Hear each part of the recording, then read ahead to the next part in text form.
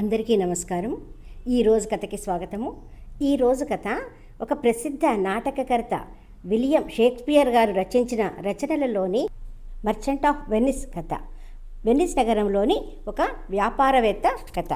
ఈ కథలో స్నేహము, దయ, ప్రేమ, న్యాయం ప్రధానంగా చూపబడతాయి.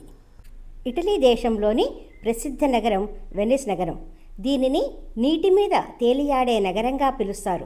118 దీవుల మధ్య ఈ నగరం ఉంటుంది. ప్రపంచంలోనే అత్యంత సుందరమైన నగరంగా వెనిస్ నగరం ప్రసిద్ధి చెందింది. అక్కడ ప్రజలు నీటిపై తేలియాడే రవాణా సాధనాలైన గండోలాలను ఉపయోగించి వారి కార్యకలాపాలను, వ్యాపారాలను కొనసాగించుకుంటారు. వ్యాపారానికి పెట్టింది పేరు ఈ నగరం. అటువంటి నగరంలో ఆంటోనియో అనే వ్యాపారి ఉండేవాడు. అతను మంచి మనసున్నవాడు. అవసరానికి తగు రుణాలను ఇచ్చేవాడు.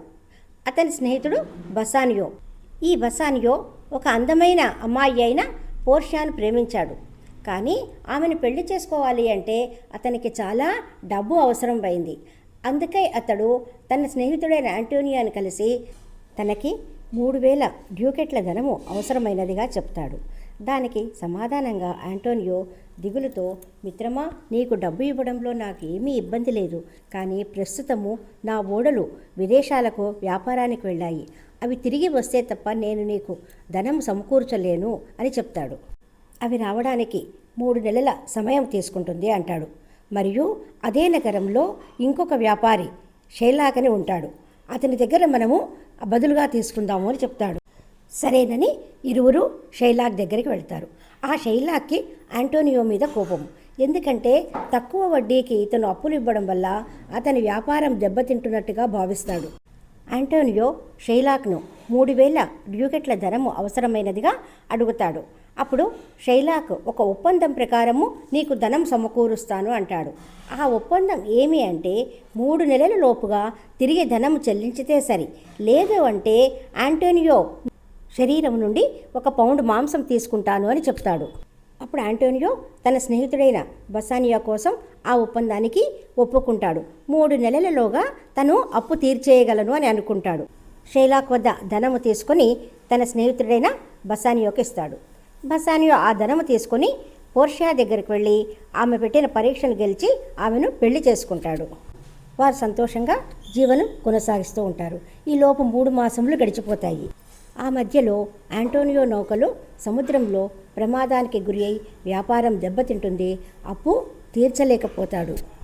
అప్పుడు షైలాక్ తన ఒప్పందం ప్రకారము ఆంటోనియో నుండి 1 పౌండ్ మాంసం కావాలని కోర్టులో కేసు వేస్తాడు. బసానియో భార్య పోర్షియా ఒక న్యాయవాది.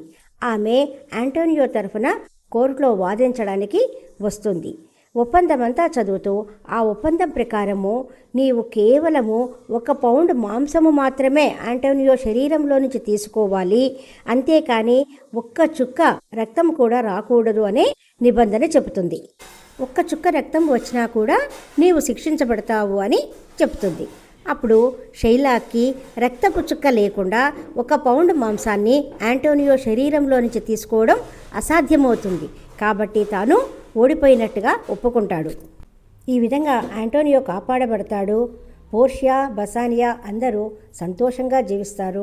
షైలాక్ తన తప్పును తెలుసుకుంటాడు.